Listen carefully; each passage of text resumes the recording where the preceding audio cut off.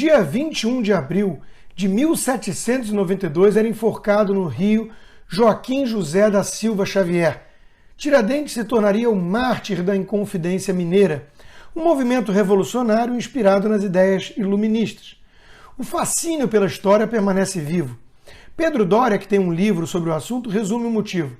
Não é à toa que virou mito, a Inconfidência fascina pelo sonho do Brasil que poderia ter sido. O relato de Pedro Doria, seguindo a linha do historiador britânico Kenneth Maxwell, é realista e desconstrói o mito em muitos aspectos. Sim, havia provavelmente interesses mais prosaicos no movimento. Parte da elite queria fugir das dívidas com Portugal. E no caso do próprio Alferes, o desejo por mudança após muitos anos estagnado com a mesma patente militar pode ter contribuído alguma coisa também. Mas é inegável a influência das ideias como pano de fundo da revolta. Aquela era a época final da Revolução Americana, liderada pelos pais fundadores, entre eles Thomas Jefferson, que chegou a manter contato com um membro da elite mineira e cujos escritos chegaram até Tiradentes. O governo mineiro era corrupto e a prosperidade não era mais a mesma em Vila Rica. A chegada do novo representante de Lisboa, com recomendações para endurecer com os devedores e combater a sonegação, deixou a elite local tensa, claro. Mas isso serviu para que essa mesma elite percebesse o quão frágil era esse equilíbrio de forças, pois como colônia, os desejos da metrópole eram sempre soberanos. Nas contas da coroa, havia 8 toneladas de ouro por pagar. Era o resultado do quinto, o imposto cobrado por Portugal, que não havia sido arrecadado. O governo poderia apelar para a prerrogativa da derrama, cobrando retroativamente de toda a população local, o que ficaria pesado demais para os mais pobres. A rebelião americana, não custa lembrar, teve como principal causa justamente o aumento de impostos pela metrópole.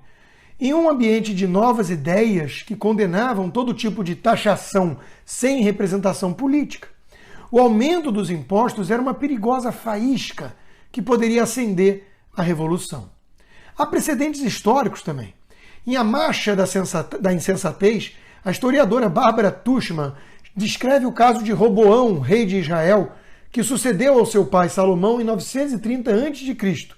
As 10 tribos do norte se relatavam descontentes com as pesadas taxações impostas já no tempo do rei Salomão. Roboão foi procurado por uma delegação que solicitou o abrandamento da ríspida servidão imposta, dizendo que, em troca, haveriam de servi-lo como súditos fiéis. Roboão não aceitou a proposta, endurecendo ainda mais com as tribos. Estava declarada a guerra. As lutas prolongadas enfraqueceram os dois estados, encorajando regiões vassalas conquistadas por Davi a reconquistar sua independência, além de abrir caminho para a invasão dos egípcios. As tribos jamais se reunificaram, acabando sob o domínio dos assírios em 722 a.C.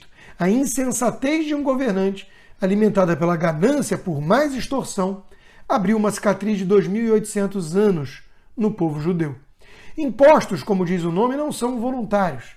Por isso são sempre impopulares. Quando abusivos e com a sensação de que são pagos a fundo perdido, tornam-se um barril de pólvora para insurreições. Os inconfidentes mineiros se revoltaram com o quinto, ou seja, 20% de tributo sobre a produção do ouro. Hoje, nós brasileiros pagamos quase 40% de impostos, o dobro. E qual é o retorno? Roberto Campos fez um diagnóstico certeiro da situação nacional. Continuamos a ser colônia, um país não de cidadãos, mas de súditos, passivamente submetidos às autoridades. A grande diferença, no fundo, é que antigamente a autoridade era Lisboa, hoje é Brasília. A questão que permanece incomodando é quando deixaremos de ser súditos e passaremos a ser de fato cidadãos numa república? Continuamos sonhando com a verdadeira independência, com um país mais livre, com um modelo de representatividade que efetivamente corresponda aos nossos interesses e descentralize o poder. Mais Brasil, menos Brasília, como diz o slogan do próprio Bolsonaro. Uma elite esclarecida faz toda a diferença. Foi assim nos Estados Unidos. Na França, o tiro saiu pela culatra e a Revolução dos Ressentidos logo descambou para o terror e depois para a ditadura napoleônica. Como teria sido se a Inconfidência Mineira tivesse vingado e aqueles nobres pensadores e empresários tivessem desenvolvido um modelo republicano nos moldes do americano, não dos jacobinos? Jamais saberemos.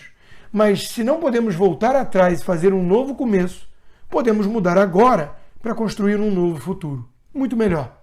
Eis o sentido da luta de Tiradentes. Uma luta pelo federalismo, pelo poder descentralizado. Mais Brasil, menos Brasília.